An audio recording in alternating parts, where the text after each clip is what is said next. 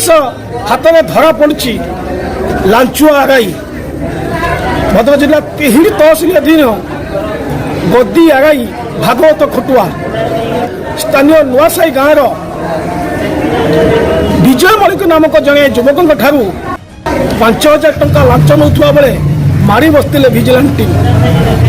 ତେବେ ଜମିର କିସମ ପରିବର୍ତ୍ତନ ନେଇ ଦୀର୍ଘ ଦିନ ଧରି ସମୟ ଗଡ଼େଇ ଗଡ଼େଇ ଚାଲିଥିଲେ ଆଗାଇ ଯାହା ଅଭିଯୋଗ ଆସୁଛି ଅତିଷ୍ଠ ହୋଇଛି ହିତାଧିକାରୀ ବିଜୟ ମଳିକ। ଶେଷରେ ଭିଜିଲାନ୍ସର ଦ୍ୱାରସ୍ଥ ହୋଇଛି। ଭିଜିଲାନ୍ସଙ୍କ ପରାମର୍ଶ କ୍ରମେ ରଙ୍ଗବୋଳା ଟଙ୍କା ବିଜୟ ମଳିକଙ୍କ ଠାରୁ ଆଗାଇ ନେଉଥିବା ବେଳେ ଆଜି ଧରା ପଡ଼ିଛି ଭାଗବତ ଖଟୁଆ। ଗଦିକୁ ଆଣି ତିହିଡ଼ି ତହସିଲ ଅଫିସରେ ଜେରା କରାଯାଇଛି ଏବଂ ଏବେ ତାକୁ ଭଦ୍ରକ ନିଆଯାଇଛି। ଭିଜିଲାନ୍ସର ଏକାଦଶ କାର୍ଯ୍ୟକ୍ରମକୁ ବିଭିନ୍ନ ମହଲରୁ ସାଧୁବାଦ ମିଳୁଛି।